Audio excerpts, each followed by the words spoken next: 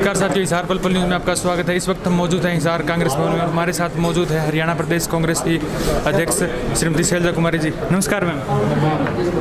नमस्कार ma'am. Ma'am, अभी एक जो बीजेपी के नेता है किसानों के बारे में थोड़े अपशब्द बोले थे, उस पर आपका क्या कहना है? जो एक बीजेपी के नेता है किसान के बारे में कुछ गलत बोला था, जैसे भी काले झंडे देशद्रोही का, तो उस पर क्या कहना है? क्या इस देश का किसान मजदूर जो देश की रीढ़ की हड्डी है, जो उनको देशद्रोही कहता है वो खुद देशद्रोही है। और मैम, जो सरकार अभी 3 नए अध्यादेश लेकर आई है किसानों के लिए, उनके ऊपर आपका क्या कहना? कहाँ तक इस पर हमने पहले भी कांग्रेस पार्टी ने अपना स्टैंड क्लियर कर दिया है और हमने इसके बारे में एक बार नहीं कई बार कहा है। ये किसानों के हित का नहीं है, ये सरकार किसानों के हित की नहीं है। किसानों को बड़ी कंपनियों के लिए उनके नीचे दबा कर रखना चाहती है। चंद कंपनियों का फ़ायदा, चाहे आप बीमे की बात ले लो, चाहे आप अब जो ये खोलने की बात कर रहे हैं, अब इसमें किसी का फ़ायदा नहीं होगा, ना उपभोक्ता का फ़ायदा होगा, ना किसान का फ़ायदा होगा। इस देश का आप ये समझ लीजिए तकरीबन सभी किसान, जो छोटे किसान हैं, मध्यम वर्ग के किसान हैं, सभी कर्जे के नीचे दबे हुए हैं। गरीब किसान है, वो कहाँ जाएगा अपनी उपज को बेचने के लिए?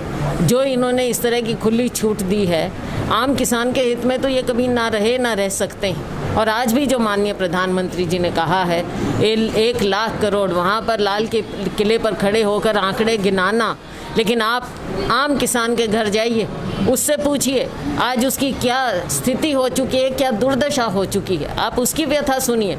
सरकार जो कहती थी कि स्वामीनाथन कमेटी रिपोर्ट को लागू करेंगे, किसान की आमदनी को दुगना करेंगे, आज किसान को तो मार दिया है इन्होंने। नए अध्यादेश ला रहे हैं, लोगों के आंखों पर पर्दा डालने की कोशिश की जा रही है।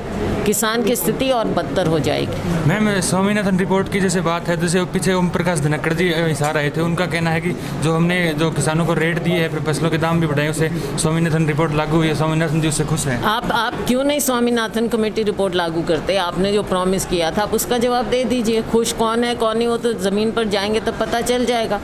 बड़ौदा के चुनाव में भी पता चल जाएगा। मैम, बड़ौदा के चुनाव में आप किससे टक्कर मानते हैं, इनेलो से या बीजेपी से?